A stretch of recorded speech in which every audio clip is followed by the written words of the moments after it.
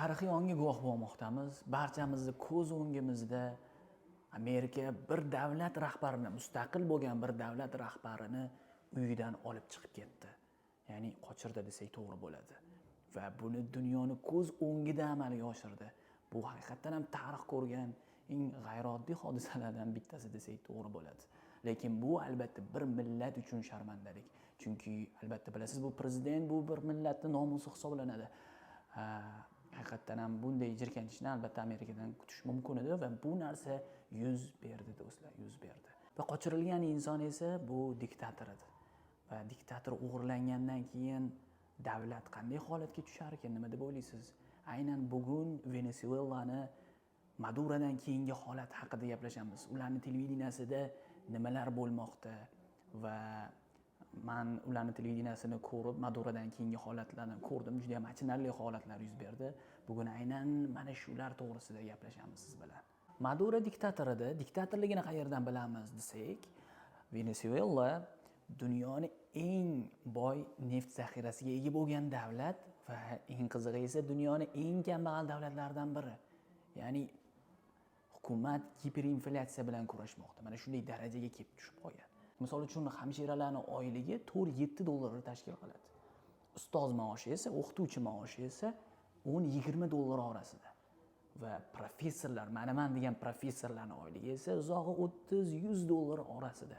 Bundan ham bilsak bo'ladiki, qanchalik Venesuelaning ahvoli og'irligini, qanday bir botqoqlikka tushganini. Xalqning to'rtdan biri qochoq. Nimaga qochgan desanglar, albatta Madurodan qochgan. Maduroning hukumatidan bezib ketgandan xalqning to'rtdan biri Venesueladan chiqib ketgan tabiiyki. Venesuelada hali aytganimdek giperinflyatsiya bilan kurashyapti va bu inflyatsiya dahshatli darajada. O'zi Venesuela tarixida ham juda ham katta inflyatsiyalar bo'lgan. Misol uchun oddiy qog'oz pulni qiymati oddiy oq qog'oznikidan pastroq bo'lib qolgan. Ya'ni oddiy oq qog'oz qiymatliroq oddiy puldan. Mana shunday darajaga yetib kelishgan. Misol uchun 1 kilo olma sotib olmoqchi bo'lsangiz, Venesuelada shunday holat yuz bergan. 1 kilo olma sotib olmoqchi bo'lsangiz, siz 25 kilo pul berishingiz kerak. Bu endi giperinflyatsiyadagi holat shunaqa-ku. Bu albatta tarixda Germaniyada, Zimbabveda o'tgan. Bu haqida alohida gaplashganmiz. Hozirda esa Venesuelada o'sha inflyatsiya hali ham davom etmoqda. Hattoki televideniyasida ko'rayotgan paytimda mutaxassis chiqib shuni ham aytmoqdaki, mana bugun biz borib 5 so'mimizga bitta olma oladigan bo'lsa, ertasi kuni yarimta olma kelmoqda deb baralla aytishmoqda, buni televideniyasida aytmoqda. Ya'ni albatta xalqqa cho'chitish degan narsadan darak ham yo'q. Bemalol ular televideniyasida nima xohlasa gapiraverishar ekan. Mana shu yerdan ham guvoh bo'lishimiz mumkin inflyatsiya naqadar Venesuelada cho'qqiga chiqayotganini. Va o'z navbatda televideniyasiga qaraydigan bo'lsangiz, kirgan zahotingiz bilasizki, albatta bu kambag'al davlatning televideniyasi mana shunday bo'lish kerak deysizda kirganda. Ya'ni chiqayotgan insonlar ham juda ham bee'tibor. Orqa fon, oldi fonlarga umuman e'tibor berishmaydi. Ya'ni televideniyaning o'zi bir alohida bir mavzu. Bu haqida biroz keyinroq to'xtalamiz. Hozir birozgina Venesuelaning ozgina tarixiga to'xtalib o'tib ketadigan bo'lsak. Venesuelaning birinchi qahramoni Simon Bolivar hisoblanadi. Ya'ni Boliviya ismi o'shandan kelib chiqqan. Boliviya davlatining ismi. U albatta Simon Bolivar ismi bo'lgan va bu Lotin Amerikasidan Ispaniyaliklarni chiqarib yuborgan. Bilasiz, Ispaniyaliklar Lotin Amerikani istilo qilishgan va mana shu Simon Bolivar qahramonligi tufayli Ispaniya chiqarib yuborgan. O'shaning uchun juda ham qattiq hurmat qilishadi Venesuela aholisi. Va ikkinchi qahramonlari esa bu Chavez hisoblanadi. Chavez kim desanglar, bu Madurodan avvalgi hukmdorlari va Chavezni xuddi otalari kabi ko'rishadi va uni juda ham qattiq yaxshi ko'rishadi. Chunki u vaqtida Amerikaga juda ham qattiq qarshilik ko'rsatgan. Hattoki Amerika Chavezni o'ldirish uchun suiqasddan ish amalga oshirgan, lekin o'ldira olmagan. Lekin hali aytganimdek Chavez butun millat qahramoniga aylangan. Hattoki televideniyalarda ko'rganimda shunga guvoh bo'ldimki, har bitta davlat rahbarining orqasida yoki maktablarda albatta Chavez rasmi bor. Xuddi Turkiyada Otaturk qanday bo'lsa, Venesuela uchun ham Chavez xuddi shunday siymoga aylangan. O'z navbatda televideniyalarda yana bir guvoh bo'ladigan narsa shuki, Chavez uchun alohida hujjatli filmlar doimiy qo'yib borishadi. Ya'ni alohida bir televideniya Chavez uchun ajratilgan. U yerda albatta Chavez hayoti, biografiyasi doimo yoritib boriladi. Ya'ni shunchalik mashhur siymo bu Venesuela uchun. Va mana shu Chavez o'lishidan oldin albatta Maduro mandan keyin hukmdor bo'lsin, ya'ni rahbar bo'lsin deb e'lon qilgan va undan keyin o'sha Maduroni hokimiyati boshlangan 2013-yildan. 2015-yilga kelganda esa Maduroga qarshi muxolifat kuchi tarqalgan, ya'ni muxolif kuchlar paydo bo'lishga boshlagan.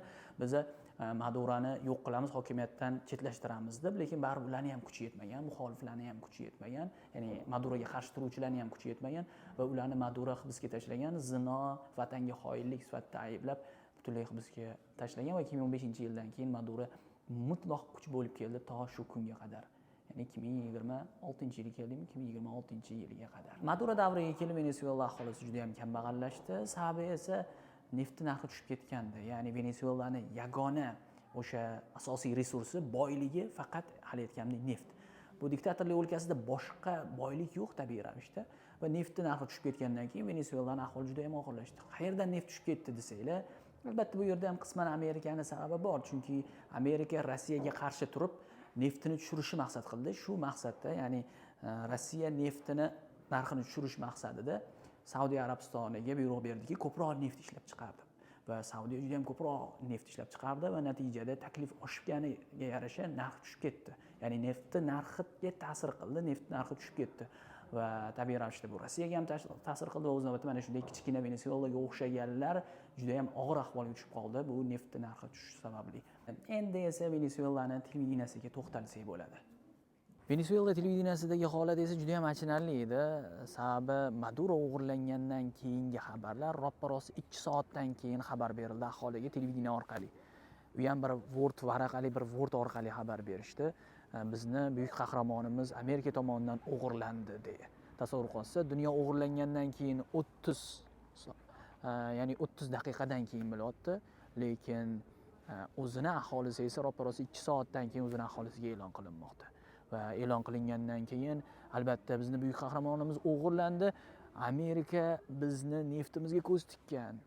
Albatta Amerikaning maqsadi bizni istilo qilish, neftimizga ega bo'lish deb hisobot berishdi.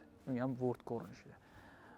Undan keyin esa mudofaa vaziri chiqdi. Mudofaa vaziri chiqib aytdiki, buyuk xalqim, hozir biz birdan bo'lishimiz kerak, kuchli bo'lishimiz kerak. Hammani ko'zi o'ngidamiz. O'shaning uchun biz bir bo'lishimiz kerak dedi. Lekin aholiga umuman bu narsani qizig'i yo'q edi. Bironta aholi chiqqani yo'q qizig'i. Ya'ni bu narsaga e'tiroz bildirib, bironta aholi chiqmadi. Televideniyada ko'rib turgan paytimda bir joyda aholi yig'ildi.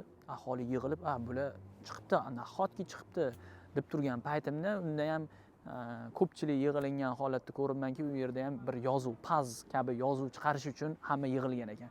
Men bu miting qilib, norozilik bildirish uchun chiqishyapti, ya'ni Amerikaga noroziligini bildirish uchun chiqishyapti deb o'ylasam, o'sha paz yozuvini qurish uchun chiqishgan ekan. Ya'ni xalq shunchalik bee'tibor, shunchalik o'zini millatiga nima bo'layotganiga hech ahamiyatli emas, ya'ni saviyasi shunchalik darajada tushib ketgan. Televideniyasidan ham buni ko'rishingiz mumkin. O'z navbatida bitta vitse-prezident ham chiqqach, albatta Maduroni maqtadi. Bizni qahramonimiz, bizni yetakchimiz Amerika tomonidan o'g'irlandi dedi. Trampga shunday gapim borki, bizga rahbarimiz tirik yoki tirik emasligini, ya'ni rahbarimiz va xotini tirik yoki tirik emasligini xabar berishini so'raymiz deb faqat shu narsani bildirdi vitse-prezident. Ya'ni hozir ismini ham yozib qo'yaman bu yerga, ismi esimda qolmadi. Ayol kishi edi va u ayol kishi faqatgina shu narsani hisobotda berdi. Tasavvur qilasizmi? Bir o'lgani rahbari o'g'irlanmoqda, faqatgina vitse-prezident chiqyaptiki, shu o'likmi yoki tirikmi shuni xabarini beringlar, javob bo'lmasa degandek bo'lyapti. Bu yerda bir millatga nisbatan sharmandachilik bo'lyapti, lekin bu vitse-prezidentga hech ahamiyatli emas. So'rayotgan narsasi ham faqat shu. Amerikani tanqid qilib gapirish yoki bo'lmasa butun dunyoni o'zini nigohiga qaratib butun dunyoga jar solish degan narsa yo'q umuman bu yerda. Ya'ni shunchalik vitse-prezidentning ham saviyasi ancha tushib ketgan demoqchiman gapimdan. Lekin albatta buni ikkinchi sabablari ham bo'lishi mumkin. Hozirgi kunda misol uchun AQSh imkon berdi vitse-prezidentga rahbar bo'lishga. Hozir davlatni u boshqarmoqda. Aynan o'sha ayol kishi. Balki bu omillar ham rol o'ynashi mumkin, balki Amerika uchun. Ya'ni Amerika uchun balki qilayotgan bo'lishi mumkin, lekin shunchalik davlat rahbarini o'g'irlanganligiga be'tiborsizlik shunchalik darajada. Bundan tashqari Al Jazeera'ning bir maqolasida yaqinda chiqdi.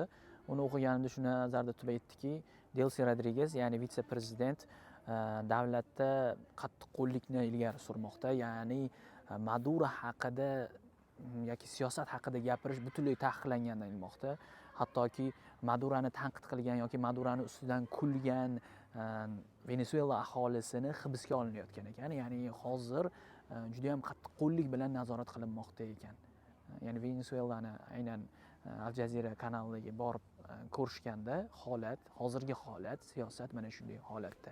Televideniyada nima desanglar, televideniyada undan keyin 2-3 kundan keyin kuzatdim bu voqeadan keyin. Hali ham Maduro televideniyada ko'rinmoqda. Hali ham uni gaplari ilgari surilmoqda. Hali ham Maduro juda ham ko'p videoga chiqmoqda. Xuddi xalqqa shu narsani yetkazmoqchiki, hali ham hukumatda Maduro rahbarlik qilmoqda. Xuddi u olib qochilmagan, u hali ham faoliyat yurityapti degan narsani bildirish uchunmi balki televideniyada hali ham Maduro ko'p.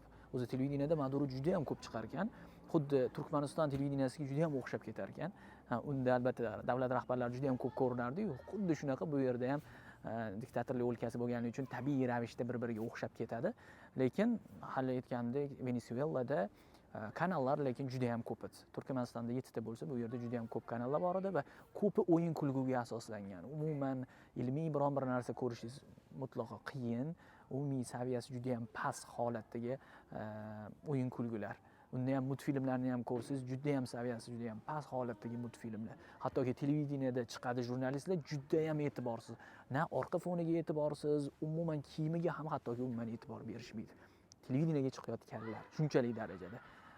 Orqaga bitta misol uchun bayroq qo'yib qo'yib ham televideniyaga chiqaverishadi. Bu tabiiy ravishda bo'lib qolgan bu Venesuelada.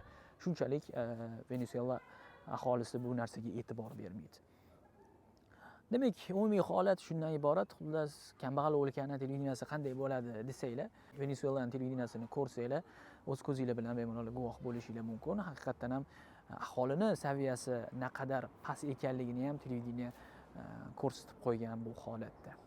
Xo'p, endi Amerika nega o'g'irlab ketdi? Bir onda yarim soatda o'g'irlab ketdi desanglar, bu oldindan rejalashtirilgandi. Mutaxassislar albatta bunday holat yuz berishligini, ya'ni Amerika Venesuelaga hujum, zarba berishni kutishayotgandi, lekin Amerika zarba bermadi, balki prezidentini o'g'irlab olib chiqib ketdi.